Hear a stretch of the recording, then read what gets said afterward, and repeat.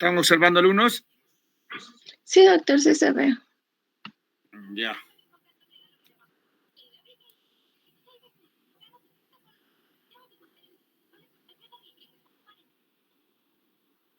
Ya. Buenas noches, alumnos.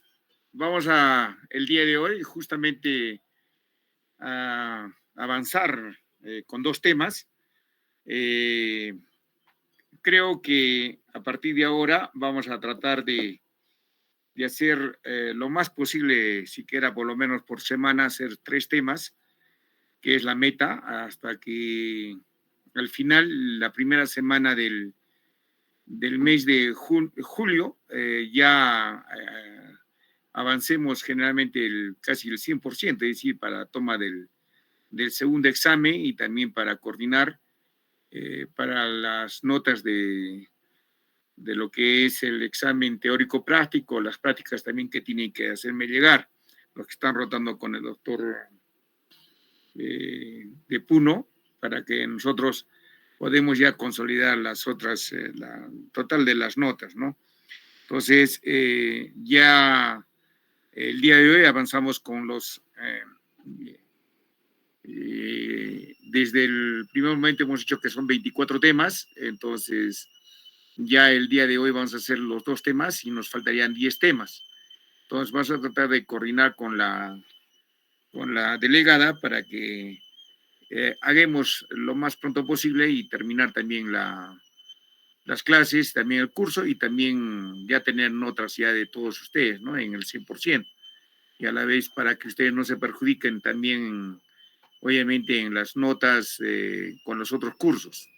¿Están de acuerdo, alumnos? Sí, doctor. Ya. Bueno, el día de hoy vamos a tratar de hablar justamente la patología más común más que todo en la especialidad de gastroenterología, que es la gastritis. Tenemos que tener en consideración que la gastritis en sí se define simplemente como una inflamación de la mucosa gástrica. Asimismo, también la inflamación puede ser predominantemente aguda, con infiltración neutrofílica, o crónica con predominio de linfocitos o células plasmáticas. Eso es lo que tienen que ustedes determinar y justamente concebir ese concepto y esos conocimientos, ¿no? Donde la aguda va a haber una infiltración neutrofílica y la crónica con predominio de linfocitos o células plasmáticas. ¿Qué quiere decir esto? Que generalmente la gastritis aguda, siempre va a ser producido por un agente externo. Es decir, obviamente va a haber una noxa, es aquel que te va a producir, obviamente, la gastritis aguda en ese momento, ¿no? Si tú le quitas el factor desencadenante de la gastritis aguda, automáticamente mejora el cuadro de la gastritis aguda. Entonces, rápidamente mejora el cuadro cuando tú le quitas el agente agresor. En lo que es la gastritis crónica, generalmente es cuando el agente agresor ya es de larga duración, es decir, obviamente, por ejemplo, ¿no? La ingesta de AINES, ¿no? Que uno ingiere, obviamente que tenga una enfermedad de larga data, por ejemplo, en pacientes con reumáticos, más que todo con artritis reumatoidea, en pacientes con lupus. Entonces, en estos pacientes, obviamente ya va a tener a la larga un cuadro de una gastritis crónica. ¿Por qué? Porque van a tener siempre un desencadenante para que te produzca de larga data una gastritis crónica. Entonces, eso es lo que tienen que diferenciar alumnos, ¿no? ¿Cuándo es una gastritis aguda y cuándo es una gastritis crónica? Acá la gastritis aguda generalmente es un proceso inflamatorio agudo, así como su nombre les indica, de la mucosa que generalmente se puede decir un periodo transitorio, ¿no? Donde la inflamación puede acompañarse de hemorragia en la mucosa superficial y obviamente la forma más predominante es la forma erosiva grave, que es una causa importante de hemorragia digestiva. A esto generalmente va acompañado cuando nosotros hacemos un examen de de exploración de la mucosa gástrica, es decir, a través de un veda, de una endoscopía, vamos a encontrar qué cosa, justamente puntos hemorrágicos que generalmente observamos que va a haber de repente quizás una hemorragia, puede ser una hemorragia activa, justamente a esto de las erosiones que puede presentar justamente en esta etapa de la gastritis aguda. Entonces, acá sí se puede dar una hemorragia digestiva alta, ¿ya? No se olviden. Dentro de la clasificación basada en criterios etiológicos más que todo para lo que es la gastritis aguda, de acuerdo a las evaluaciones, tanto desde el punto de vista etiológicos, tanto desde el punto de vista endoscópicos y patológicas, referidas generalmente van a ser dadas progresivamente llegando a estudiar, definir y evaluar cada vez mejor el espectro de los cuadros de la gastritis, de acuerdo también a su clasificación, de acuerdo a estos factores, en 3 grandes categorías. Las gastropatías, en la que no existe componente inflamatorio, pero sí hay daño epitelial o endotelial, denominadas endoscópicamente como gastritis erosiva o hemorrágicas. Entonces, lo que yo quiero que tengan concepto, alumnos, de que generalmente nosotros cuando hacemos la endoscopía, obviamente cuando nosotros ya queremos evaluar, obviamente la etiología, y tal vez desde el punto de vista endoscópico, tenemos que visualizar obviamente la mucosa, cómo es el aspecto, si es obviamente engrosada la mucosa, si realmente está presentando edemas, si hay puntos puntiformes, si hay hiperemia, etcétera, etcétera. Nosotros generalmente damos una interpretación de lo que observamos macroscópicamente, no microscópicamente, sino macroscópicamente. Entonces, ¿cómo definimos esto? Lo definimos como una gastropatía nada más, ¿ya? Lo definimos. Entonces, yo generalmente con una endoscopía no puedo determinar si es, ¿qué cosa? Es una gastritis, se puede decir crónica, leve, moderada, severa, ¿no? No puedo determinar. ¿Por qué? Porque solamente estoy visualizando macroscópicamente. Entonces, por eso siempre hablo de una gastropatía eritematosa moderada, una gastropatía eritematosa leve, hasta que yo haga o realice la toma de la biopsia y la biopsia lo mande al anatomopatólogo. Y el anatomopatólogo recién me va a determinar, obviamente, las características, ¿no? Obviamente, de la mucosa, si hay congestión o no hay congestión, si hay edema o no hay edema, cuál es el componente, obviamente, que está más alterado a nivel de la mucosa, etcétera, etcétera, y me va a determinar, obviamente, si es leve o es moderada o es severa. ¿Me está escuchando? Entonces, ahí sí van a ser desde el punto de vista, obviamente, de la toma de la biopsia y el estudio de la biopsia por el anatomopálogo me va a determinar, obviamente, si es leve, moderada, severa. Entonces, por eso yo solamente digo, cuando yo siempre realizamos nosotros la endoscopía, siempre hablamos de una gastropatía, tal como lo menciona acá. Y acá vienen en sí las gastritis erosivas y hemorrágicas. Como lo ven en la figura, siempre van a observar, obviamente a nivel del antro, este es el píloro, este es el antro, van a ver qué cosa, unas zonas hiperémicas, ¿no? Que son gastritis erosivas y hemorrágicas. Las causas más comunes son las drogas, obviamente los medicamentos, más que toda la cabeza, los AINES, el estado de estrés. Claro que sí, en pacientes, por ejemplo, que están postrados, en pacientes que están, por ejemplo, en UCI, los pacientes, por ejemplo, que han politraumatizados, obviamente, van a presentar justamente unas gastritis erosivas y hemorrágicas e inclusive van a llevar a presentar a la larga las úlceras llamadas úlceras de Curling o llamadas úlceras de estrés. Pregunta de examen, ¿ya? Por favor. Y obviamente la gastropatía hipertensiva portal asociada a la presencia de hipertensión portal, que también ya viene un cuadro muy aparte de lo que ya hemos hablado, lo que es hemorragia digestiva alta por varices esofágicas, ¿no? Entonces acá vamos a hablar sobre lo que es la hipertensión portal, gastropatía hipertensiva portal asociada a la presencia de hipertensión portal. Asimismo, también podemos hablar del grupo de las drogas, ¿no? Que producen gastritis, que son las más frecuentes, como hemos mencionado nosotros, a través del consumo de AINES, causando injuria gástrica por mecanismos de acción local o acción sistémica. Acá van a ver también lo que es la gastritis no erosiva o también llamadas no específicas, en las que en algunos casos son, de repente quizás cuando nosotros hacemos a través de la endoscopía, pueden ser aparentemente normales, pero histológicamente se demuestran componentes inflamatorios. Eso es lo que tenemos que ver, por eso son gastritis no erosivas o no especificadas. Pero ¿qué cosa? Ahí viene también el otro término, las gastritis no erosivas o no especificadas. La causa más prevalente son las infecciones relacionadas al Helicobacter pylori, que eso es lo que tenemos que tener en consideración. Y en mucho menor prevalencia están también las gastritis de tipo autoinmune, que generalmente, después posteriormente la vamos a hablar, lo que hay de dos tipos, ¿no? Las gastritis tipo A y gastritis crónica tipo B, que generalmente van a determinar, obviamente, cuál va a ser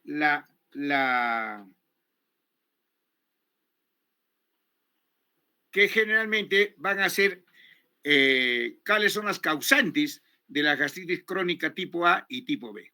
Siempre cuando encuentren ustedes una gastritis tipo A, su misma palabra dice A, autoinmune.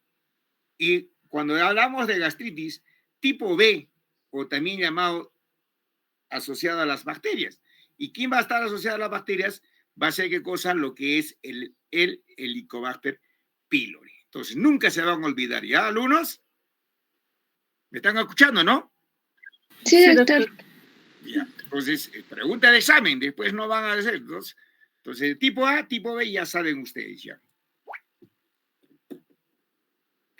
Asimismo, nosotros vemos también que generalmente va a haber también una gastritis asociadas a lo que es de una patología biliar. A veces cuando nosotros realizamos la endoscopía encontramos bastante lo que es el reflujo duodeno-gástrico, es decir, el reflujo que viene del contenido intestinal hacia el estómago. Y eso obviamente el contenido biliar va a irritar obviamente la mucosa y por ende va a haber qué cosa, un tipo de gastritis cuyo componente es de componente biliar. También puede haber qué cosa, un componente linfocítico y también no especificadas. Dentro de la gastritis de tipo no especificadas, en las que existen hallazgos histológicos específicos, se incluye un grupo variado de entidades o procesos con infecciones bacterianas, también con infecciones virales, parasitarias o también de componente micótico, como también hay gastritis granulomatosas, gastritis colagenósicas o también gastritis eosinofílicas, gastropatías hipertróficas. Acá dentro de las gastropatías hipertróficas, ya con bastantes alumnos nosotros hemos visto que a veces se confunde con otras patologías que tienen nombre propio, como la enfermedad de Menetrier, gastropatías hipertróficas, ¿no? También gastritis urémica. En pacientes, por ejemplo, que tengan un componente, obviamente con una insuficiencia renal crónica, por ejemplo, puede ser en hemodiálisis, siempre hablar lo que es gastritis urémica, cuyo componente obviamente justamente van a ser en pacientes que están más que todo en hemodiálisis. Por eso hablamos de gastritis urémica. Entonces, nunca se van a olvidar. La patogenia, generalmente, en lo que respecta a la gastritis aguda, obviamente el daño de la mucosa gástrica depende del tiempo de permanencia del factor o factores injuriantes, jugando un rol importante en la capacidad que tiene la mucosa gástrica a través de la denominada barrera gástrica para resistir estos factores o a los efectos deleterios de sus propias secreciones. Entonces, obviamente, el compromiso que va a estar afectado, el componente que va a estar afectado, va a ser la barrera gástrica, ¿no? La barrera gástrica está constituida por componentes preepiteliales, componentes epiteliales y subepiteliales. Obviamente, la patogenia de estas lesiones es más conocida, obviamente, parte porque los mecanismos normales para la protección de la mucosa gástrica no son bien claros, pero en la gastritis aguda se asocia frecuentemente ¿a qué? Acá tienen consumo abusivo de AINES, especialmente la aspirina precisamente. Entonces la que va a causar obviamente este tipo de gastritis aguda. La aspirina, también llamada acetil, la COX-1 o la COX-2, se piensa que la COX-2 generalmente es la vía más importante de la respuesta inflamatoria, puesto que la COX-2 es inducida por las citoquinas, mientras que la COX-1, debido a la inhibición de no a la inhibición de la COX-2 por la aspirina, deprime la producción tanto de las prostaglandinas de la serie A y de la serie B. Entonces, generalmente, acá ya hablamos generalmente de agentes protectores de la mucosa gástrica. Y una de los protectores gástricos son las prostaglandinas. Obviamente, ¿por qué es importante? Porque inducen la vasodilatación y aumentan la permeabilidad tisular, que a su vez también promueve el influjo de líquidos de los leucocitos, y estos fenómenos favorecen la aparición de los síntomas clásicos de la inflamación. Obviamente va a haber edema, va a haber rubor, va a haber calor y va a haber dolor. Y acá también tenemos otro agente agresor de la mucosa gástrica, que es el tabaquismo intenso, ¿no? Fumar es un mal hábito, pero también afecta a la gastritis, ya que la nicotina contiene tabaco, incrementa obviamente la producción del ácido clorhídrico, favoreciendo así la aparición de la gastritis crónica, ¿ya? Que posteriormente vamos a hablar. Obviamente al principio la gastritis se presenta como la hiperacidez, tipo ardor en el estómago. El consumo de cigarro provoca irritación que puede desarrollar una gastritis tóxica con hipoacidez. Entonces, ese es el efecto que tenemos con el tabaquismo intenso. Y acá viene también otro componente que también nos produce gastritis aguda, que es el consumo excesivo de alcohol, ¿no? Obviamente el consumo prolongado de alcohol causa gastritis, como los productos químicos, ¿no? Que tiene el componente del alcohol, que destruye la mucosa gástrica mediante la secreción de ácido clorhídrico en exceso, ¿no? Obviamente, si hay una ingesta de alcohol ocasional, no puede causar gastritis, ¿no? Pero el consumo crónico de alcohol conduce, obviamente, ya hemos dicho, a la gastritis. Otras causas, obviamente, también que influye bastante en lo que es la patología de la gastritis es la isquemia o SHOT, la irradiación gástrica, traumatismos mecánicos, infecciones sistémicas o también el tratamiento a veces que nosotros utilizamos con la quimioterapia anticancerosas. Entonces son los agentes que también te pueden producir gastritis. Dentro de la fisiopatología que tenemos para la producción de gastritis, obviamente está relacionada con la enfermedad acidopéptica. Siempre relacionada a la enfermedad acidopéptica, ya que es una enfermedad producida por la agresión del ácido clorhídrico, obviamente la pexina y sales biliares, en aquellas partes del sistema digestivo que están expuestas, obviamente debido al jugo gástrico, que resulta un desequilibrio entre estos factores agresores y los factores protectores de la barrera de la mucosa, que se localizan principalmente en el duodeno y también parte del estómago. Acá van a ver, y justamente lo que es el gráfico, siempre identificar cuál es el fondo, cuál es el cuerpo, cuál es el antro, el píloro y el duodeno, obviamente las características que nosotros tenemos que ver, y también dónde se ubican más las células parietales, obviamente, ¿no? Obviamente también las células, el factor intrínseco, obviamente también tenemos glándulas de contenido de las mucosas, y obviamente donde también se produce el ácido gástrico y el factor también, como hemos dicho, intrínseco, y las células obviamente pépticas, obviamente, ¿no? De los péptidos. Y obviamente acá van a ver ustedes que dentro de la patología de la gastritis, generalmente es un conjunto de padecimientos del aparato digestivo, en la cual la sobreproducción de ácido y también de la pexina produce inflamación habitual, tanto a nivel gástrico, que es una producción de la gastritis, y a nivel del duodeno, producción de una duodenitis. Asimismo, el fondo generalmente va a estar formado por epitelio altamente especializado, que se encarga de la secreción del ácido clorhídrico, de la pecina y del factor intígeno, como hemos hablado nosotros. Y en el antro tiene unas mucosas generalmente donde están las células encargadas de la secreción gástrica, la que es regulada por la liberación vagal de la acetilcolina y obviamente también depende obviamente del pH del antro.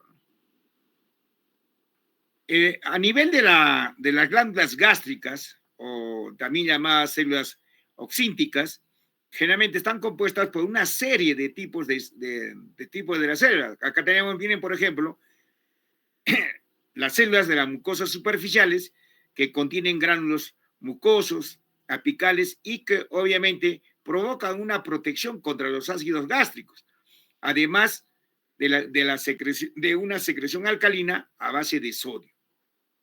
Otro mecanismo también, ahí va a haber células de las mucosas del cuello que tienen efecto buffer sobre los ácidos.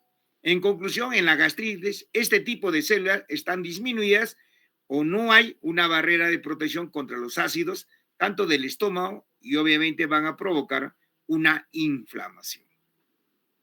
¿Y cuáles son las manifestaciones clínicas de la gastritis? Eso ya lo sabemos, y para que solamente es una forma de repaso, la gastritis puede ser totalmente asintomática. Generalmente, a veces el paciente tiene gastritis y no refiere ningún tipo de sintomatología. O también puede, ¿qué cosa? Existir síntomas. Y estos no son propios, sino atribuibles a ellas, ¿no? Como es la presencia de ardor, dolorividad o molestias postprandiales, tanto a nivel del epigástrico, llanura precoz, va a haber vinagreras, náuseas, distensión abdominal.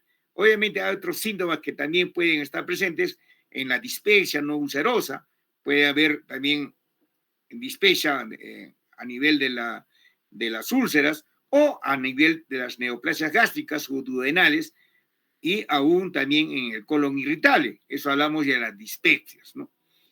Además pueden manifestarse con hemorragias crónicas o agudas que podrían llegar obviamente a ser masivas, presentando hematemesis, presentando también que llaman melenas. Generalmente el tratamiento está enfocado obviamente a la presunción clínica de la gastritis mientras se lleva a cabo la endoscopía o confirmación histológica. Se indican obviamente medidas terapéuticas que alivien más que todos los síntomas de los pacientes, prescribiendo obviamente una dieta sin sustancias irritantes, obviamente evitar el café, evitar el tabaco, evitar el alcohol, el ají, que siempre nosotros indicamos, ¿no? Así como también drogas que contrarresten la agresión de la barrera gástrica, ¿no? Indicando obviamente antiácidos orales, citoprotectores de la mucosa gástrica. Acá tenemos obviamente a la cabeza el sucralfato, el bismutol, el bisoprolol, que también ayudan bastante en lo que respecta a los protectores gástricos, ¿no? Y acá también tenemos los antagonistas de receptores H2, ¿no? Inhibidores de la bomba de protones, ¿no? A los que también pueden añadirse los gastrocinéticos.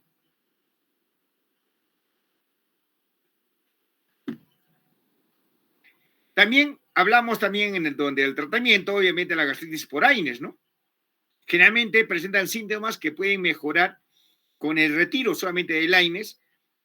Obviamente va a haber una reducción a la administración de la medicación con alimentos. En aquellos pacientes en que persisten los síntomas, se les debe someter a una endoscopía diagnóstica y obviamente a realizar un estudio histopatológico para confirmar la etiología por los AINES. Y generalmente dentro del tratamiento farmacológico de la gastritis, que generalmente ustedes tienen que saber, obviamente a la cabeza son los IVPs, ¿no? Muy aparte de lo que hemos dicho los antagonistas H2, como es la ranitina. Pero generalmente nos vamos a enfocar lo que es el omeprazol. Entonces el omeprazol permite que el esófago obviamente cicatrice y previene más daños esofágicos, pero también se utiliza para tratar las afecciones en que el estómago produce demasiado ácido. Obviamente nosotros tenemos que ver, obviamente que el omeprazol obviamente se metaboliza en el hígado y a nivel justamente en el citocromo P450. Entonces, generalmente el metabolito activo del omeprazol ahí tiene que llegar. Ahí tiene que, obviamente, actuar obviamente, como antiácido, como IBP, tiene que, obviamente, realizar su mecanismo de protección. El mecanismo de acción, ¿no? Como ya saben ustedes, llega a la célula parietal a través de la circulación sanguínea y generalmente esta base débil queda atrapada en los conductos secretores. El omeprazol, que es un metabolito protonado, se convierte en un ácido sulfénico y una sulfanamina, que generalmente la sulfanamina interactúa en sitios cruciales del dominio extracelular, tanto de lo que es los hidrogeniones, tanto lo que es también hidrogeniones con el potasio, más la ATPasa, ¿no? Que es la bomba de protones. Y justamente va a inhibir, obviamente, por completo, de esta manera, no pueden unirse los átomos de cloro con el hidrógeno, por lo tanto, van a bloquear la producción del ácido clorhídrico. Entonces, ese es su mecanismo de acción del omeprazol.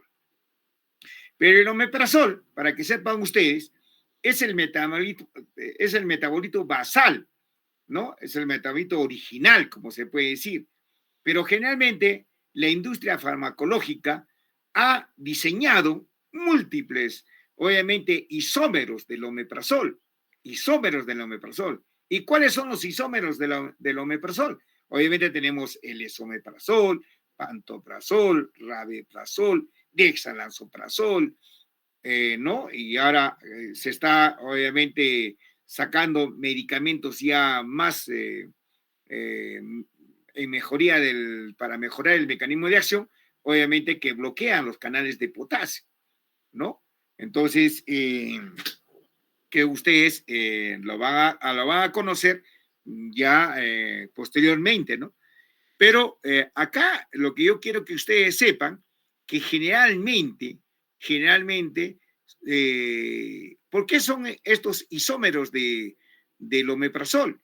Porque generalmente, para que tengan un ejemplo, el omeprazol, hasta que llegue al citocromo P450 en el hígado, por ejemplo, debe llegar, para que tengan una acción más, ¿cómo le puedo decir?, más rescatable, mejor acción, debe sobrepasar, obviamente, más del 50-60% del metabolito activo. Pero generalmente cuando nosotros le damos el omeprazol, generalmente no llega ni siquiera al 40 ni al 50%, pero a través de los isómeros del omeprazol, generalmente mejora la industria farmacológica con obviamente con la protección que le damos las cápsulas, ¿no? Mejor, obviamente, son más duraderos o de repente quizás mejora, obviamente, de que el isómero del omeprazol llegue en mayor cantidad, ¿no? Evitando, obviamente, la acción de los jugos gástricos. Entonces ya no llega ni el 40% como llegaba el omeprazol, sino llega en el 60-70%. Entonces, por eso es muy importante la industria, obviamente, médica, que ha mejorado, obviamente, una mejor producción, obviamente, de estos isómeros del omeprazol. Acá tenemos el lansoprazol, como hemos mencionado, es un medicamento del grupo de los inhibidores de la bomba de los protones que actúan a nivel del tracto gastrointestinal, reduciendo la secreción del ácido gástrico, obviamente inhibiendo la ATPasa de la membrana celular y de las células parietales del estómago. Y acá ven ustedes que el mecanismo de acción inhibe la secreción gástrica del ácido y este fármaco permanece a la nueva clase de fármacos antisecretores y generalmente van a tratar, obviamente, de la reducción del pH gástrico. Entonces, como nosotros sabemos que el pH gástrico normalmente es de pH de 2, de 3. Entonces, cuando nosotros damos el omeprazol, va a reducir, obviamente, este tipo de acidez, ¿no? Y obviamente, si nosotros reducimos, obviamente, la acidez en el estómago a través de los IBPs, obviamente la acción que nosotros damos para eliminar o erradicar el Helicobacter pylori y para que tengan mejor acción los antibióticos, va a ser mejor. Y acá ya hablamos del tema de lo que es la gastritis crónica, que es un tema también muy conocido y para que ustedes también sepan, ¿no?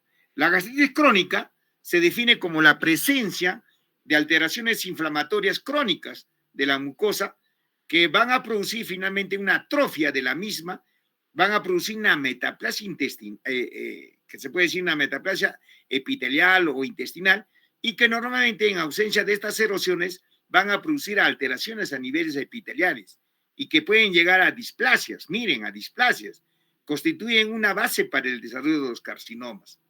Por lo tanto, la gastritis crónica es notable por diferentes subgrupos etiológicos localizados tanto en la enfermedad del estómago, tanto a nivel antral como también a nivel corporal. Acá van a ver ustedes que generalmente cuando ya vamos a hablar del tema de lo que es la gastritis, el cáncer gástrico, vamos a hablar obviamente de la historia natural de la enfermedad del cáncer gástrico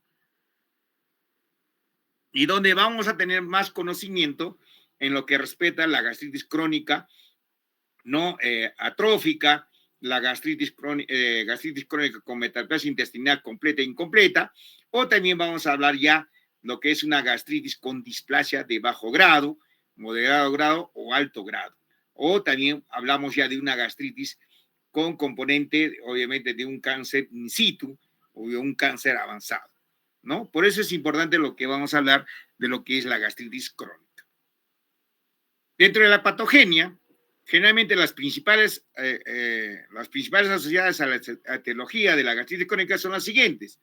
Puede ser de tipo inmunológica asociada a anemia perniciosa, puede estar asociada a infecciones crónicas, especialmente por el Helicobacter pylori, ¿no? También puede ser ¿no? debido a toxinas o sustancias tóxicas como el consumo de alcohol y tabaquismo. También puede estar asociada a postquirúrgicas, especialmente cuando nosotros realizamos unas intervenciones quirúrgicas, no a nivel de las antrectomías duodenales, de la bilis, o procesos granulomatosos, por ejemplo, la enfermedad de Crohn, etcétera, ¿no? Que tenemos que tener en consideración. Acá hay dos amplias categorías de la gastritis crónica, como hemos hablado, la de tipo A y la de tipo B. La de tipo A, obviamente, implica difusamente el fondo, es lo que yo quiero que ustedes sepan, ¿no? Generalmente está a nivel del fondo del estómago, pero generalmente no afecta el antro, ¿no? No afecta el antro. Esa es pregunta de examen. Entonces, la de gastritis crónica tipo A no afecta al antro, ¿ya? Pero generalmente afecta ¿qué cosa? ¿Dónde? Afecta el fondo. Es comúnmente, ¿no? Debido a un desordenamiento del envejecimiento y afecta aproximadamente el 20% de la población mayor de 65 años y generalmente se asocia a una anemia perniciosa. Acá también va a estar asociada directamente a una gastritis atrófica, ¿no? Debido justamente a la falta de la vitamina B12, ¿no? Que tienen que saber ustedes. Y acá viene lo que es la gastritis crónica tipo B, que está asociada obviamente a la bacteria, ¿no? Por eso afecta principalmente el antro del estómago, pero implican después a las porciones más proximales y representan aproximadamente el 80% de la gastritis crónica, ¿ya? El 80%. 20% gastritis tipo A y el 80% gastritis tipo B. Pregunta de examen, alumnos. Acá antes que me dormía, entonces, generalmente la gastritis crónica tipo B generalmente está relacionado directamente con lo que es el Helicobacter pylori. Entonces, el Helicobacter pylori sí se ubica, generalmente, se han hecho investigaciones, obviamente, en diferentes, de repente quizás toma de biopsias, tanto en el fondo, en el cuerpo y en el antro, donde realmente más se ubica, obviamente, su sitio de localización más frecuentemente de lo que es el Helicobacter pylori es la del antro. Y esa generalmente a veces, ese es producto de lo que es hacer estudios de investigación. De repente hay muchos que ustedes se pueden inclinar a hacer su tesis, ¿no? Ese es lugar de, pues se puede decir, ¿no? Lugar de localización más frecuente del Helicobacter pylori en pacientes, por ejemplo, pacientes originarios de la altura, ¿no? A 4.000, mayores de 3.500, 4.000, ¿no? que también eso puede condicionarles para que ustedes puedan hacer su trabajo de investigación. Entonces, la gastritis crónica, generalmente acá por el Helicobacter pylori, generalmente el Helicobacter es un bacilo espiralado que diga gran negativo, es microaerofílico y es flagelado, es móvil y no esporulado, que generalmente con potente actividad uriásica, ¿no? Que cataliza obviamente la hidrólisis de la urea en amonio y en CO2. Y además coloniza la mucosa gástrica o las áreas del metaplasma gástrico. Ese es generalmente el efecto que tiene el Helicobacter pylori. Entre las principales características de la bacteria se encuentran, obviamente, penetra la mucosa y alcanza el epitelio. Se adhiere por los pseudópodos que la fijan, produce ureasa, que a su vez produce amonio, y obviamente va a formar una capa protectora del álcali alrededor de la bacteria, ¿no? Obviamente va a elaborar citotoxinas vaculizantes del citoplasma celular, y esto obviamente asociadas a una proteína codificada por el gen CAP-A o BAC-A, como ustedes van a ver posteriormente, y produce obviamente lipopolisacáridos, ¿no? De baja actividad biológica, y obviamente se adapta fácilmente al medio ácido, y obviamente produce una gastritis de atención de oxígeno del estómago. Ese es el efecto fisiopatológico del Helicobacter pylori. Los factores de riesgo, obviamente, para adquirir la infección del Helicobacter pylori, la edad, la raza, el nivel socioeconómico, el abastecimiento de agua, el tabaquismo y la ubicación geográfica. Claro que sí. Se dice que el Helicobacter pylori, obviamente a nivel mundial, está, obviamente tiene una, es decir, casi el 60% de la población mundial tiene o está infestado por el Helicobacter pylori. Entonces, esta bacteria, ¿no? Se puede decir, generalmente lo tienen casi todos, ¿no? Casi todos, ¿no? Lo puede presentar patología como también no puede presentar patología. Entonces, vías de transmisión: se puede describir la infección por el Helicobacter pylori por la ingesta de agua contaminada, ¿no? Obviamente por contacto interpersonal también se dice, ¿no? Cuando hay a nivel de una persona que tenga Helicobacter pylori, ¿no? Doctor, ¿yo puedo contagiar a través de la saliva? Claro que sí, pero depende, obviamente, de la cantidad de bacterias que se encuentran en la saliva, ¿no? Y realmente eso es, siempre, esa es pregunta, ¿no? Doctor, yo tengo mi esposa, tengo mi enamorada, obviamente yo estoy contaminado con el Helicobacter pylori, ¿yo lo puedo contagiar a mi enamorada, a mi esposa? Claro que sí, pero tenemos que ver la cantidad de bacterias que tienen acá, que llama la saliva, ¿no? Si tiene baja cantidad de bacterias, no lo va a contagiar, ¿no? Y también tienen que existir, obviamente, otros factores de riesgo, ¿no? Acá, los medios de diagnóstico, obviamente tenemos diagnóstico clínico y diagnóstico médico. El diagnóstico clínico, generalmente los niños con Helicobacter pylori pueden tener varias presentaciones clínicas. Puede ser asintomática, como hemos hablado, con dolor abdominal, recurrente, dispepsia, vómitos, hematemesis, úlcera duodenal o enteropatía perdedora de proteína, ¿no? Que es un diagnóstico clínico.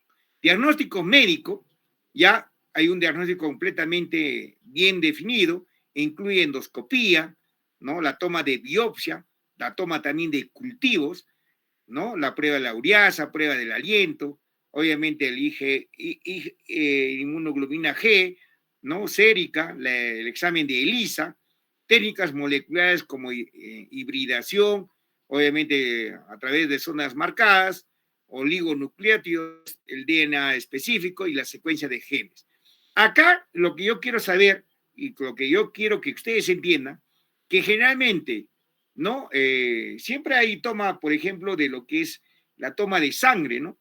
Para identificar el IgG sérico, ¿no? Inmunoglobulina G, sérica para lo que es el Helicobacter pylori.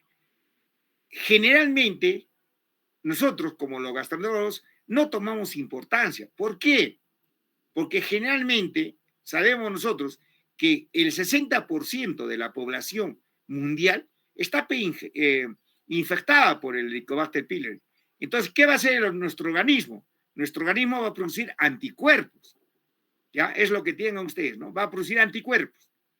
Entonces, al producir anticuerpos, ¿qué va a pasar cuando nosotros hacemos una toma de sangre y lo mandamos justamente para identificar la inmunoglobulina G? Nos va a salir positivo.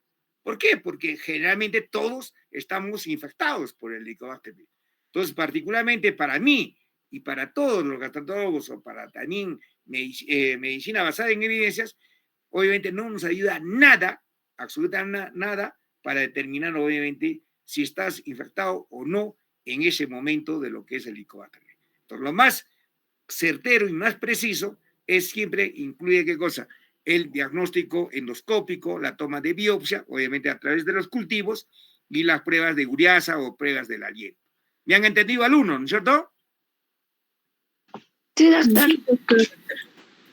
Entonces, el examen de sangre no nos ayuda absolutamente nada en lo que es el diagnóstico del Helicobacter pylori. Obviamente, el tratamiento de la gastritis crónica depende del grado de los síntomas, de las causas que lo producen y también causas subyacentes, cuando el Helicobacter pylori se confirma como agente causal. La decisión de tratar, ¿no?, de llegar a ser más complicada, ¿no? Se utilizan varios tipos de regímenes para tratar la bacteria del Helicobacter pylori, ¿no? Y generalmente nosotros usamos la terapia triple, ¿no?, que es el omeprazol conjuntamente con la amoxicilina o la claritromicina, y se ha alcanzado generalmente el 80 al 85% de buenos resultados. Entonces, es que es alérgico obviamente a la amoxicilina, utilizamos el metronidazol, utilizamos también la tetraciclina, también podemos, obviamente hay pacientes, por ejemplo, que son muy resistentes a la claritromicina, utilizamos el levofloxacino, pero el levofloxacino al inicio tenía buen mecanismo de acción, era muy seguro en el tratamiento para lo que es la bacteria, pero el uso indiscriminado, obviamente, de este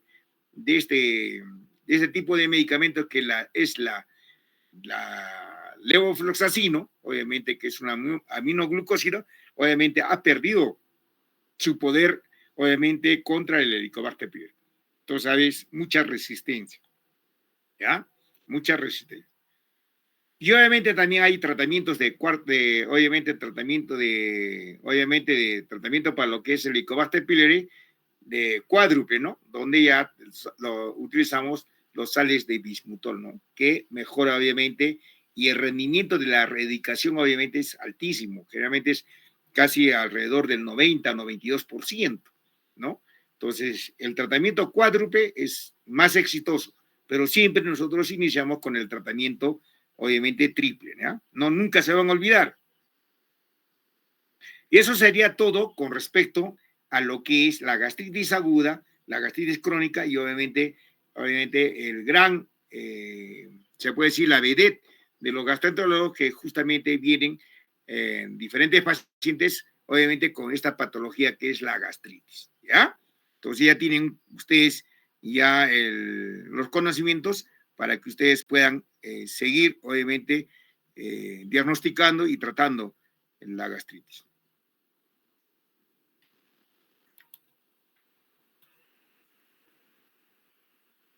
Y acá, obviamente, ven, ¿no? Observan, ¿no, alumnos, no? Sí, doctor, sí se ve. Ya, este es un tema muy importante, ya hemos hablado de gastritis, ahora vamos a hablar de lo que es el cáncer gástrico, ¿no? El cáncer gástrico. Entonces, la definición, generalmente, como sabemos, el cáncer gástrico es una neoplasia gastrointestinal más frecuente en el mundo, ¿no? Más frecuente en el mundo, y generalmente van a ver ustedes que el país que más ha avanzado en el tratamiento, obviamente en el diagnóstico, ha sido Japón. Entonces, Japón obviamente tiene dentro de esta patología, tiene gran impacto.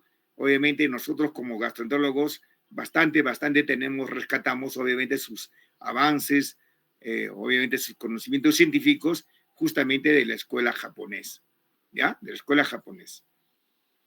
Entonces, el término de cáncer gástrico se refieren generalmente a los adenocarcinomas. Y generalmente los adenocarcinomas representan el 95%. El 95%. Pregunta de examen.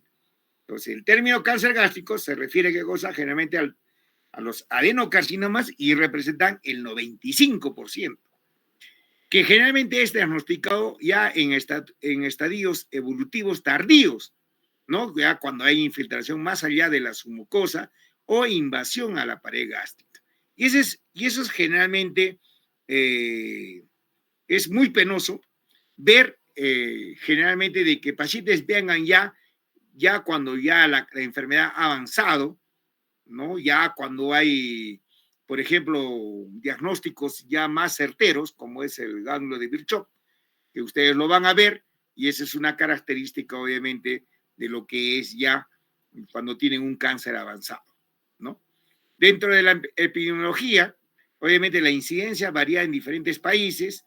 Justamente en el año, ¿no?, 2000 presentaron qué cosa, miren, casi a nivel mundial 945,000 casos nuevos de lo que es el cáncer gástrico. Miren cómo va avanzando, ¿no?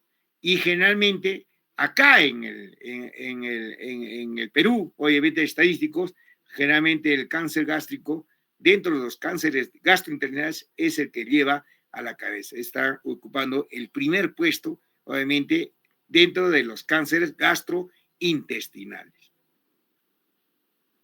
Por ejemplo, en Estados Unidos la mortalidad es de 11.1, en Inglaterra la mortalidad es de 22.1, miren, en Japón la mortalidad generalmente es de 100 por 100,000, ¿no? Como ustedes están viendo. En Latinoamérica ocupa el quinto lugar de los tumores malignos, ¿no? Más frecuente en hombres, generalmente en el tercer lugar, y en mujeres en quinto lugar. En México, obviamente la mortalidad es 5 en 100,000 habitantes, es el tumor digestivo maligno más frecuente, ¿no? Por eso es el tumor digestivo maligno más frecuente que nosotros vamos a ver.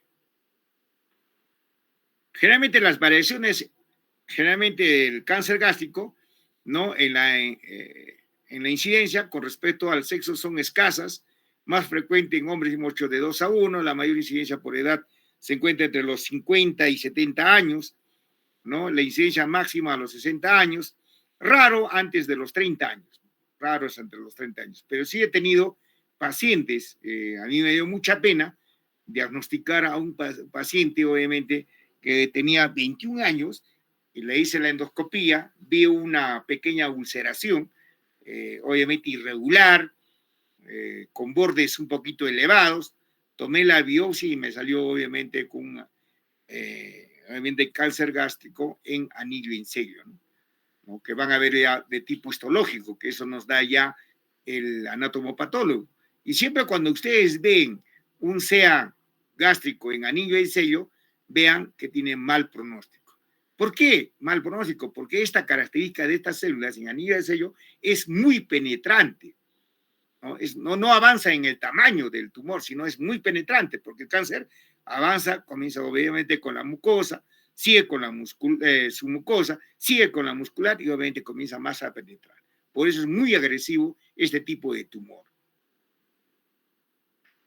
Entonces, la localización, según Peterson, desde el año 1987, realizó un estudio retrospectivo que aumenta la incidencia de carcinomas en la región del cardio, ¿no? Entonces, está viendo eso, ¿no?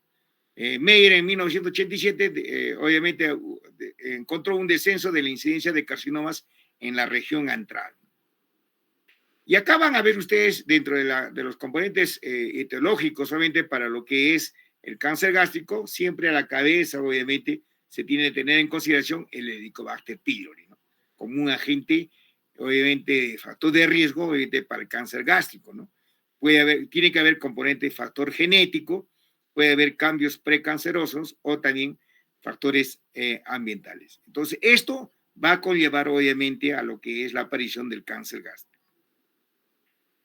Se ha demostrado que ciertas condiciones que se asocian con un riesgo mayor de cáncer gástrico, obviamente si tenemos un componente de la anemia perniciosa, ¿no?, que está asociada con un riesgo de 4 a 6 veces mayor de presentar cáncer gástrico. Entonces, una persona que tenga este componente de anemia peritoneal hay que tener bastante cuidado y hacer un buen seguimiento, obviamente, porque al final nos puede dar sorpresas y tener, obviamente, así como ha dicho, de 4 a 6 veces, ¿no? De padecer cáncer gástrico. Obviamente también la cirugía gástrica por procedimientos benignos a largo plazo, más de 15 años, también nos puede dar, ¿qué cosa? Justamente la aparición de cáncer gástrico, ¿no? La gastrectomía, si hay bordes residuales, ¿no? También la vagotomía con piloroplastia también es un componente, es un factor de riesgo para lo que es el cáncer gástrico. Mayor riesgo en trabajadores de las minas de carbón, obviamente trabajadores de caucho, o también en pacientes con procesamiento de madera, ¿no? Que también puede ser un factor desencadenante en lo que es el cáncer gástrico, ¿no? También tiene que haber un riesgo profesional, ¿no? ¿No? Como también hemos dicho, ¿no? Y como lo van a ver posteriormente también, el consumo exagerado de carnes saladas, carnes ahumadas, ¿no? Que hay que tener muy componente. Dentro del factor genético, se dice generalmente que hay un componente, obviamente, de aquellas personas que tienen, obviamente, el grupo, más que todo el grupo A, ¿no? Tanto del grupo sanguíneo, ¿no? Entonces, en esos pacientes hay que hacer un buen seguimiento. Si en estos pacientes, obviamente, tienen antecedentes genéticos, que el papá o la mamá que tengan el grupo sanguíneo tipo A, que haya tenido cáncer gástrico, y el hijo también tengan que llama el grupo sanguíneo tipo A, hay que tener bastante cuidado, ¿no? Tienen mayor predisposición para tener, obviamente, el cáncer gástrico. También tenemos que tener el reflejo del estrato socioeconómico de los trabajadores, ¿no? Que también nos influye bastante en lo que es el cáncer gástrico. El genotipo inactivo de la enzima de la glutatión transferasa, que también es un factor desencadenante del cáncer gástrico, generalmente involucrada en procesos de detoxificación de compuestos potencialmente carcinogénicos, ¿no? Y también, obviamente, tenemos que tener la consideración, como hemos hablado, de la dieta, el factor principal, ¿no? Que es la dieta de alto riesgo, ¿no? Escasa cantidad de grasas y proteínas animales, alta cantidad de carbohidratos complejos, cereales, granos y abundantes como también la sal, o incremento del poder mutágeno de los nitritos, que hay que tener bastante cuidado también como factor etiológico del cáncer gástrico. También tenemos que tener la relación entre las lesiones precursoras, ¿no? Acá tenemos que tener bastante cuidado en hacer un seguimiento, obviamente, si hay una gastritis atrófica, ¿no? Cuando siempre hablamos de gastritis atrófica, tenemos alta, de repente, probabilidad de que el paciente a la larga tenga un cáncer gástrico, metaplasia intestinal, ¿ya? Displasia con cambios químicos gástricos, que también van a ser lesiones precursoras, ¿no? Generalmente la incidencia aumenta en relación lineal con el pH y obviamente con los nitratos y nitritos. Acá también a la cabeza, dentro del componente etiológico, tenemos el Helicobacter pylori, que es una bacteria microaerofílica gran negativa, que generalmente es tiene una distribución mundial y es el factor de riesgo más importante, ¿no? En Estados Unidos se ha encontrado aumento de la incidencia del Helicobacter pylori en pacientes con cáncer gástrico. Aumento de la incidencia del Helicobacter pylori también en China. Miren, como ya ven ustedes, generalmente cómo se está dándose este predominio de lo que es el Helicobacter pylori a nivel mundial. La alta prevalencia en zonas de alta incidencia, ¿no? También tenemos que tener en consideración. En México, miren, la incidencia generalmente es del 87.2% de la infección por Helicobacter pylori en comparación con 82.5% en controles. Mire, es alto. Obviamente la infección por Helicobacter pylori contribuye, ¿no?, en más del 60% del riesgo de carcinoma gástrico. Miren, de carcinoma gástrico, entonces más del 60%. ¿No? Debido a la homeostasis celular, obviamente procesos regulares, normales de crecimiento y reproducción celular. Obviamente va a haber una proliferación con oportunidad y fidelidad propias ADN, puede diferenciarse un patrón compatible con la función normal del tejido y obviamente va a haber una involución de la manera tal que las tasas de proliferación e involución guarden un equilibrio, obviamente, justamente con esto, lo que es dentro de la fisiopatología del cáncer de gástrico, ¿no? Obviamente va a haber una reparación, obviamente va a haber reparar cualquier daño al DNA resultante de la exposición a mutágenos, ¿no? Defecto en cualquiera de estas funciones, obviamente la formación del tumor, ¿no? Obviamente también debido a la carcinogénesis, ¿no? El cáncer se refiere a un grupo de enfermedades caracterizadas por el crecimiento autónomo de células neoplásicas anormales. Obviamente va a haber pérdida de la regulación de los factores críticos de la función celular, como la proliferación, va a haber la diferenciación, la apoptosis, ¿no? Dentro de la fisiopatología. Y obviamente va a haber un desarrollo de estas características anormales, van a sugerir un inicio progresivo, va a haber en la exposición a agentes mutágenos, y esto va a conllevar o inducen a cambios decisivos en la unión de los metabolitos carcinogénicos al ADN, ¿no? Y acá viene ya la promoción, ¿no? Que es la exposición de las células iniciadas a agentes que inducen la proliferación, y esto va a permitir otras mutaciones. Y cuando hay mutaciones van a culminar en la expresión de un fenotipo maligno, ¿no? Entonces, generalmente eso es lo que vamos a ver, ¿no? Si hay cambio de mutaciones, obviamente hay alto riesgo de un fenotipo maligno. Y acá viene ya que es la progresión, ¿no? Que generalmente también dentro de la fisiopatología, obviamente generalmente la progresión describe un desarrollo progresivo de un mayor crecimiento local, invasivo y metástasis de las células transformadas, ¿no? Y obviamente también va a tener un componente de origen clonal.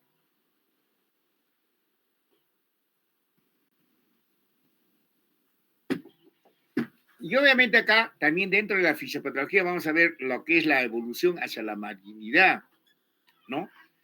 Primero, va a haber una falta de respuesta de los procesos reguladores del proceso normal, va a haber un fenotipo invasivo, ¿no? Y obviamente esto va a evadir la destrucción del tumor mediada por el sistema inmunológico, ¿no? Esto va a implicar, ¿qué cosa? Varias etapas, ¿no?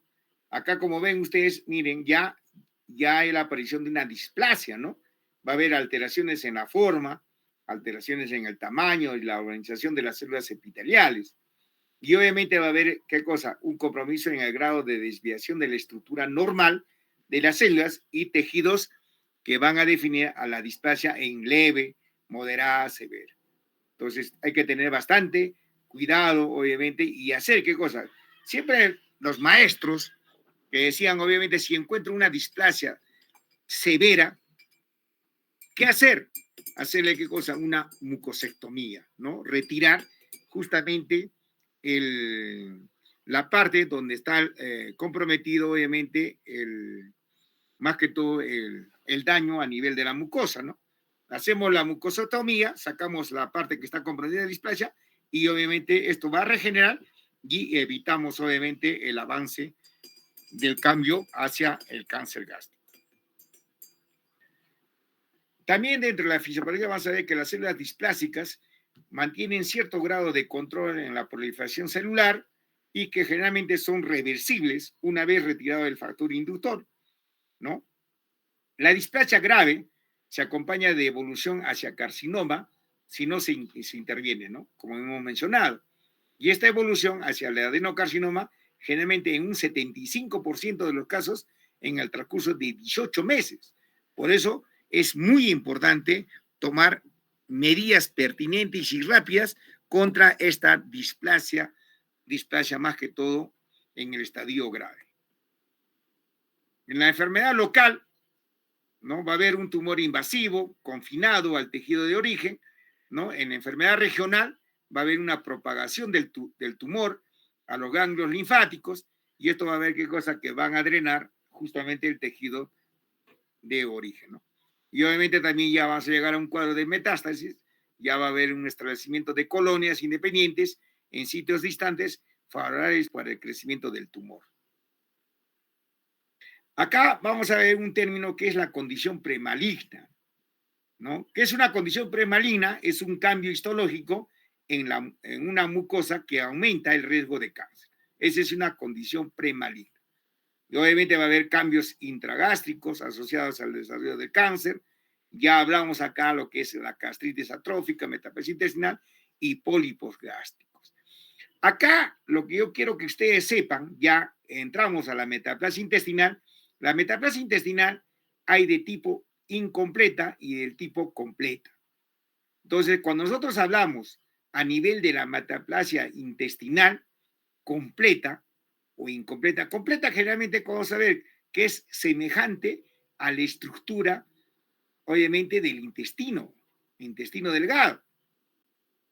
¿Ya? Entonces, por eso hay que ver, ¿no? Si nosotros vemos una estructura parecida en el estómago, parecida al intestino delgado, obviamente vemos que hay una metaplasia intestinal completa.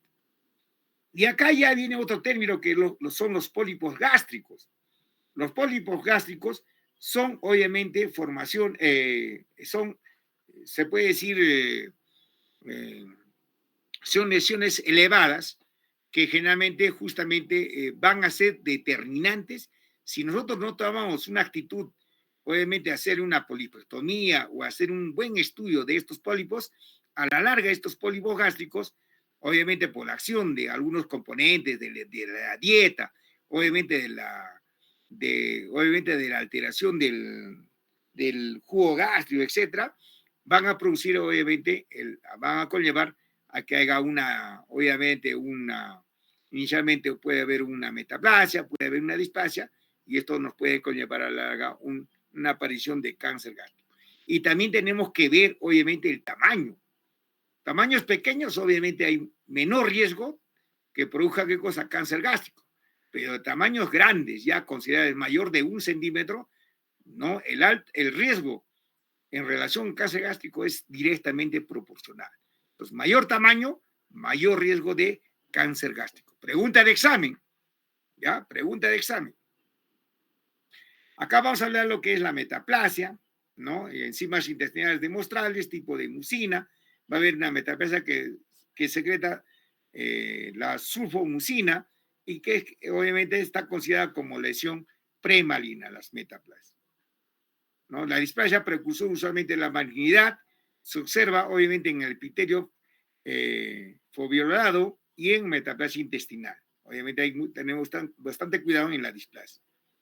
Y acá hablamos también de dentro de los otros componentes dentro de la fisiopatología, los pólipos epiteliales gástricos, ¿no? No neoplásicos, generalmente en el 90%, pueden ser hiperplásicos. Pregunta de examen, alumnos. ¿Ya? ¿Me están escuchando? Sí, doctor. Ya, miren, esta es pregunta de examen. En pólipos epiteliales gástricos no neoplásicos, generalmente representan el 90%. ¿Y cuáles son los pólipos no neoplásicos?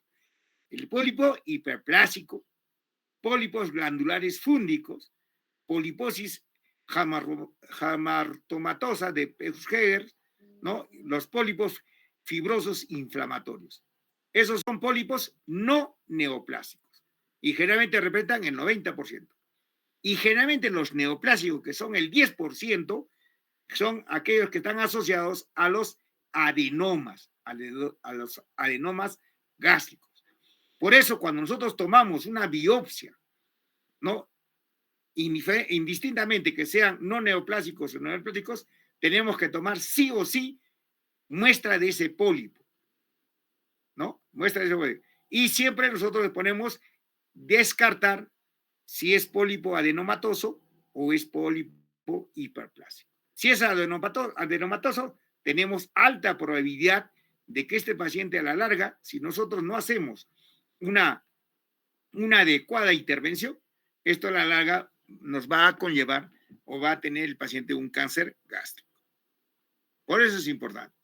Y acá, obviamente, los pólipos que nosotros hemos hablado ya no neoplásicos, los pólipos hiperplásicos, generalmente asociados a gastritis crónica, con bordes de úlceras, generalmente es una relación entre hombre y mujer de 2:1, la incidencia aumenta con edad, generalmente son macroscópicos, ¿no?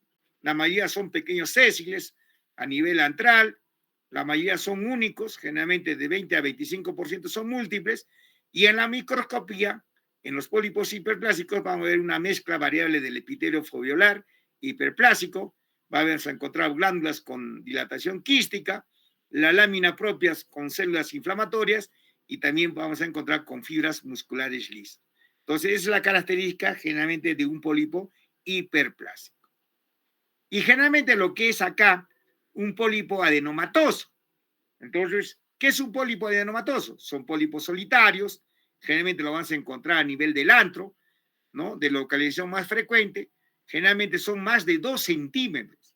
Y acá viene la relación que hemos dicho, ¿no? Mayor riesgo, mayor tamaño, ¿no? Células, va a haber hipercromáticas con núcleos elongados de arquitectura uniforme, mayor riesgo de marginización, miren, generalmente 38%. Entonces, más riesgo es justamente los pólipos adenomatosos. Y acá en los signos y síntomas del cáncer gástrico, el cáncer gástrico no tiene una sintomatología específica. ¿Por qué? Porque generalmente el cáncer gástrico en estadios tempranos no duele, no molesta. Pero en estadios tardíos ya tiene manifestación. Obviamente va a haber pérdida de peso, va a haber dolor abdominal subesternal, pérdida del apetito, saciedad precoz, postprandial, va a haber hemorragia digestiva alta, como hemos dicho, va a haber disfagia, dolor torácico, va a haber vómitos, va a haber plenitud. Entonces, estas son todas las características, obviamente, ya cuando el cáncer, obviamente, no, ya presenta sintomatología. Y obviamente va a haber 3 patrones clínicos usuales, ¿no? La de tipo insidioso, obviamente reto diagnóstico debido a la inespecificidad de síntomas iniciales, y obviamente los síntomas iniciales, va a haber dolor epigástrico, anorexia, náuseas, pérdida ponderal y anemia. Esa es pregunta de examen, síntomas iniciales del cáncer gástrico. Y obviamente va a haber qué cosa de tipo obstructivo, ¿no? Va a haber la sintomatología varía según la localización del tumor, ¿no? Va a haber sintomatología disfágica cuando, por ejemplo, el tumor está en el tercio proximal del esófago o en el tercio distal a nivel del antro, ¿no? ¿No? Obviamente va a haber una obstrucción a nivel del píloro, ¿no? Debido al crecimiento del cáncer gástrico, ¿no? Eso se llama, ¿qué cosa? Esa patología se llama estómago de retención, ¿ya? Estómago de retención. Entonces ya saben ustedes, ¿no? ¿Qué es un estómago de retención? Hay una obstrucción a nivel del antro que compromete el píloro, es decir, el pasaje a nivel del estómago hacia el píloro, ¿no? Entonces se retiene, obviamente, por el tumor, pues va a haber retención gástrica. Y hay otro tipo, es el tipo de úlcera péptica, ¿no? ¿No? Que generalmente alrededor del un tercio de los pacientes con cáncer gástrico se presentan con historia de dispepsia, de varios años de evolución antes del descubrimiento del tumor maligno. Va a haber pirosis y va a haber regurgitación, ¿no? Y acá, obviamente, un signo muy importante que es la caquexia, ¿no? El paciente viene desnutrido, ¿no? Presenta masa epigástrica, va a presentar también signos de, obviamente, de metastatización o metástasis, ¿no? Va a haber ascitis, va a haber adenopatía clavicular o ganglio de Virchow que hemos hecho nosotros, adenopatía axilar izquierda, nódulo de iris, ¿no? Nódulo ubinical, nódulo de la hermana María José, va a haber hepatomegalia, va a haber masa tumoral a nivel del tracto rectal, nódulo de Blumer, ovarios aumentados de tamaño, tumor de Krukemer. Acá es muy importante, siempre el tumor de gástrico siempre va a estar asociado al tumor de ovario, ¿no? Siempre se descarta, ¿no? O si tienen un tumor de ovario, ¿no? Determinar si primero ha sido qué cosa, el cáncer gástrico o el tumor ovario. Entonces siempre nosotros vemos, ¿no? Tumor ovario, inmediatamente le indicamos la realización de la endoscopía. Y vamos a ver nosotros, ¿no? Si hay o no hay relación. El diagnóstico, el éxito del cáncer gástrico es realizar, ¿qué cosa? Un diagnóstico temprano, ¿no? Debido a qué cosa, los exámenes sanguíneos generalmente normales, ¿no? Hacemos, obviamente, algunos exámenes doble contraste, 90% de sensibilidad, ¿no? Tumoraciones de 5 a 10 milímetros que se pueden estar generalmente con los estudios de la de las gastroduodenoscopías, ¿no? Y acá van a ver el diagnóstico, obviamente, miren cómo afecta, ¿no? Hay un compromiso, ¿no? Obviamente, del pasaje de la sustancia de contraste.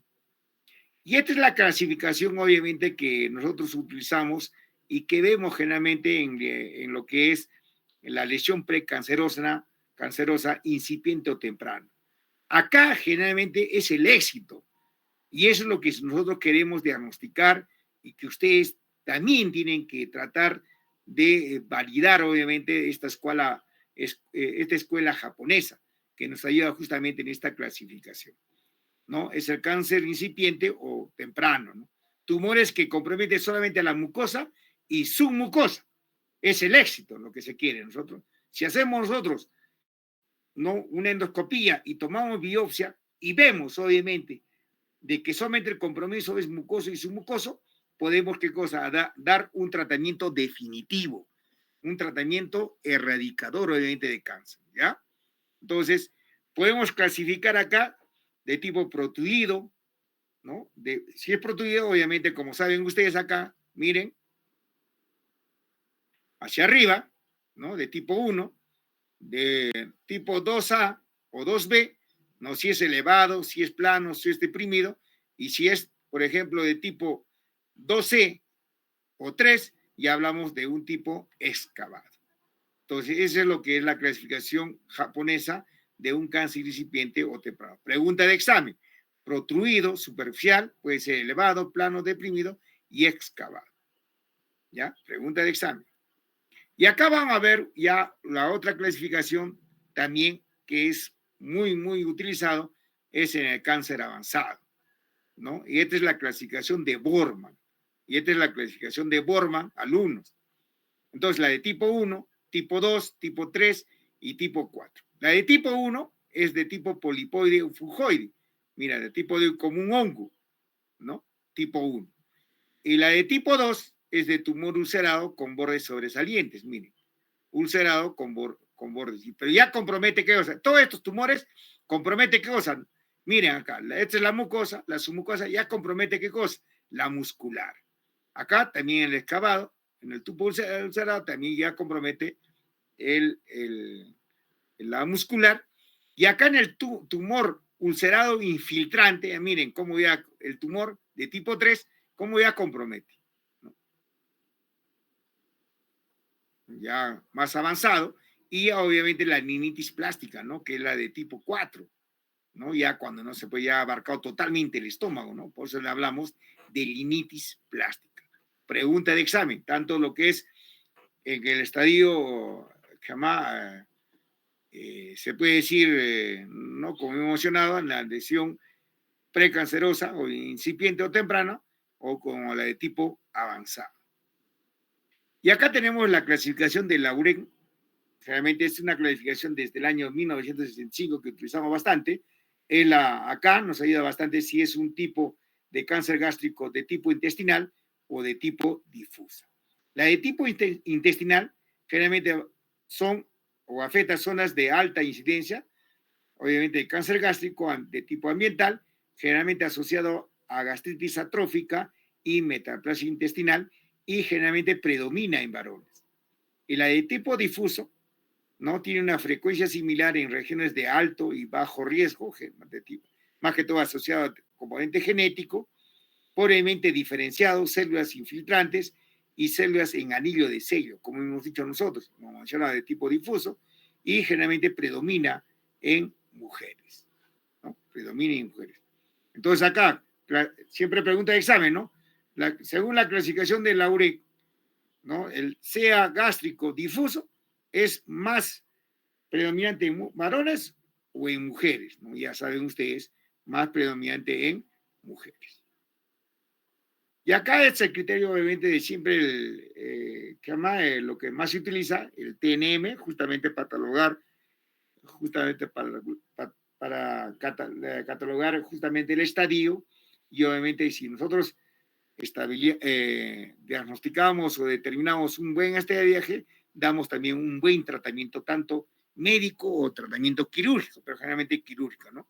Donde nos evalúan el tumor primario, ¿no? El TX, tumor no valorable, T3, obviamente cuando ya hay tumor que penetración en la serosa, T4 ya tumor que invade estructuras adyacentes, ¿no? Esa es la clasificación TNM ya utilizada desde el año 1970, ¿no? Donde determina también, obviamente, el componente N, NX, cuando hay compromiso de ganglios linfáticos regionales, no hay nada, no se puede ver, y obviamente la metástasis a distancia, obviamente con MX, M0 o M1, ¿no? Que es el criterio, obviamente, que nosotros usamos, lo que es la clasificación TNM, ¿no?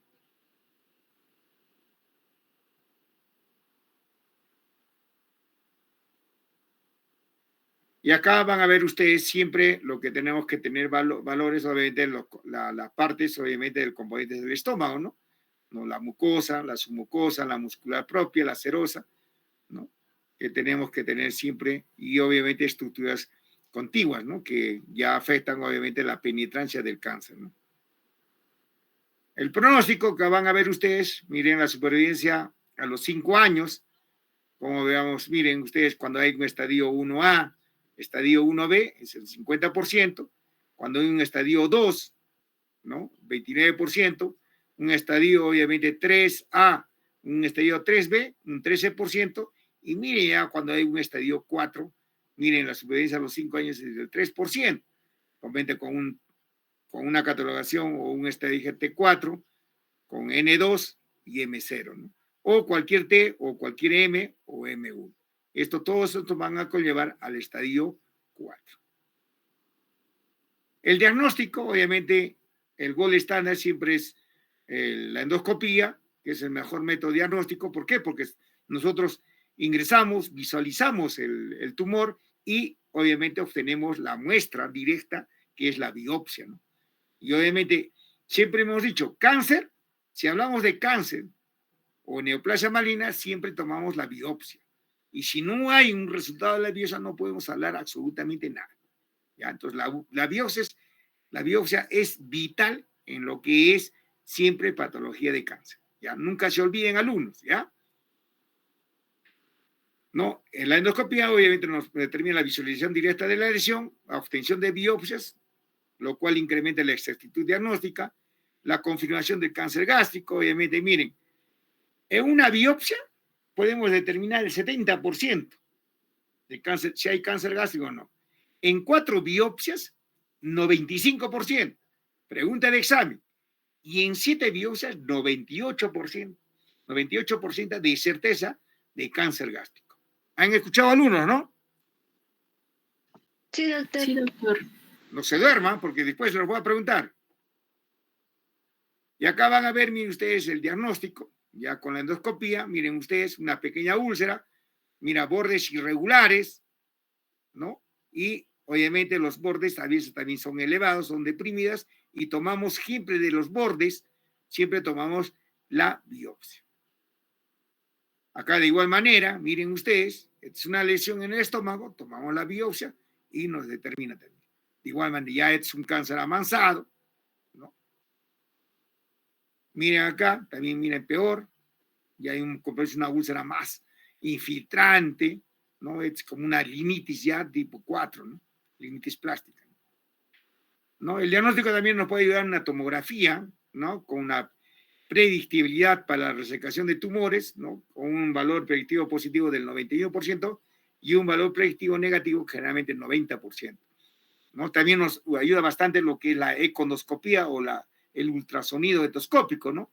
Que es más exacto que la tomografía para evaluar la profundidad de la invasión del tumor primario o metástasis de ganglios regionales. Nos ayuda bastante lo que es la econdoscopía, ¿no? No es útil para valorar la metástasis a distancia. Generalmente, ¿quién nos va a ayudar?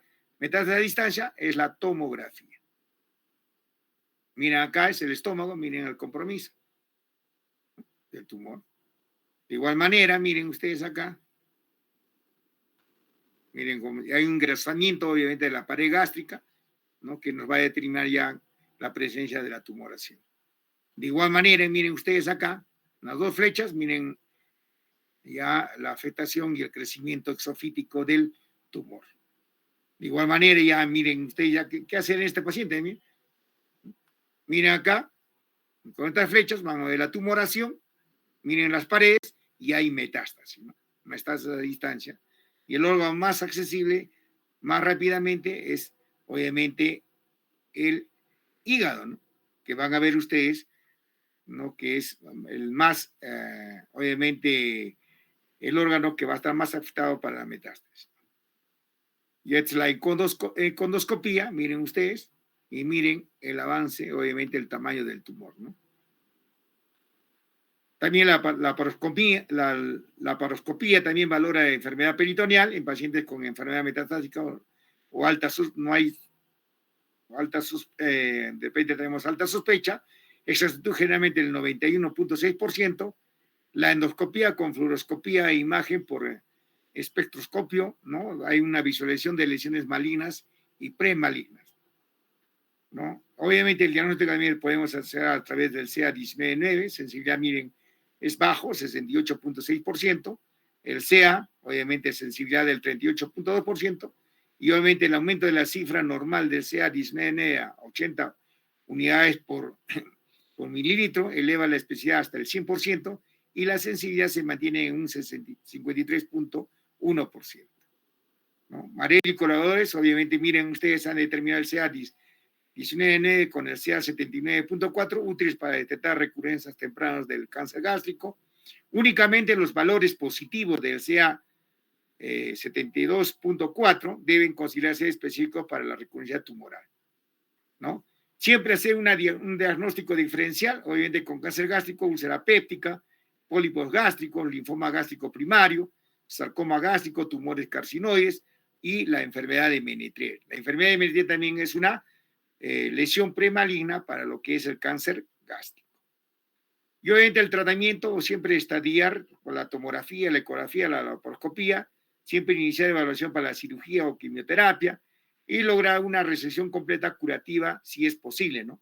Obviamente prevenir la diseminación de la enfermedad, aumentar la supervivencia y calidad de vida y lograr un adecuado control del dolor, que es lo más importante, asegurar una adecuada nutrición y evaluar el que llama obviamente el soporte social, que es lo más importante.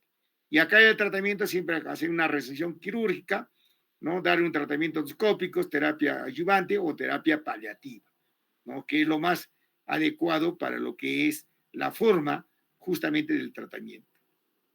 Y acá obviamente van a ver ustedes la ubicación, no tanto de las arterias esplénicas, obviamente cómo vamos a tomar los criterios para ya la parte de cirugía, ¿no? Que no nos compete, ¿no? Y esto obviamente la disección de los ganglios, ¿no? La D1, D2, D3, obviamente disección de los ganglios desde el 1 hasta el ganglio 7, ¿no? Disección de los ganglios desde el 8 hasta el 12, y obviamente disección de los obviamente ganglios 13 hasta el G16, ¿no? ¿No? Comprometo cuando hay un mayor morbo y mortalidad, ¿no? Que ya lo ve el campo de la cirugía, ¿no? Y en la cirugía, los estadios tumorales, tanto de estadio 0, 1, 2, cirugía curativa, ¿no? A través de una gastrectomía, resección del aumento, linfadenectomía, ¿no? En D1, adenopatías perigástricas, D2, ganglios regionales de la arteria gástrica izquierda, hepático común y esplénico y celíaco, ¿no? Y en estadio 3, como ven, resección del vaso y páncreas, si están afectados por la tumoración, y estadio 4, no se está indicado la cirugía radical ni cirugía paliativa. Y acá van a ver todo lo que es la gastrectomía subtotal, es para tumores de localización antral BIROG 1 y BIROG 2, y la gastrectomía total es para los tumores localizados en cuerpo, fondo y subcardial, que es pregunta de examen, ¿no? La gastrectomía total, ¿no? En tumores localizados en cuerpo, fondo y subcardial. Y el tratamiento endoscópico, obviamente, hacer técnicas paliativas, ¿no? En pacientes considerados inoperables, ¿no? Que precisa permitir la luz digestiva o control de una hemorragia, técnicas potencialmente curativas en cáncer gástrico superficiales. Y obviamente siempre una terapia adyuvante, ¿no? Cuyos resultados publicados indican que la radioterapia intraoperatoria obviamente mejora el control regional de la enfermedad, pero no aumenta la supervivencia de los pacientes, ¿no? En determinados casos en casos de la enfermedad, más que todo metastásicas avanzadas, la radioterapia puede paliar algunos síntomas como los dolores óseos o sangrados tumorales. Y acá viene la terapia paliativa, ¿no? Hacemos una gastroenteroanastomosis, una gastrostomía, una yeyonostomía, podemos hacer una colocación de stent, ¿no? También podemos hacer bloqueos nerviosos derivados de las derivaciones biliares, que también tenemos que tomar como terapia paliativa, ¿no? Y obviamente tenemos que actuar a nivel de esto, lo que es la prevención, ¿no? ¿Y cómo? Erradicando, ¿qué cosa? La infección por el Helicobacter pylori, infección en la población de alto riesgo, si hay historia familiar de cáncer, si hay una gastritis crónica con aparente anormalidad cuando hay atrofia, en etapas precoces, post-recesión gástrica, o también en pacientes con úlcera gástrica. Entonces ahí tenemos que hacer la prevención, obviamente, en la erradicación del Helicobacter pylori, ¿no? Hacemos un manejo adecuado de la dieta, aumento de frutas, de verduras, obviamente disminución de la sal y de comidas ahumadas, como hemos dicho, ¿no? Seguimiento cercano en las condiciones precancerosas y acá lo más importante es siempre hacer un screening endoscópico, por favor, ¿no? Eso sería todo con respecto a lo que es el cáncer gástrico para ustedes, alumnos. Entonces, vamos a tratar de coordinar y avanzar. ¿Qué día también vamos a tratar de avanzar lo más pronto posible para terminar este curso? Gracias, alumnos. Gracias, doctor. Ya, hasta luego. Buenas noches, doctor. Buenas noches, doctor.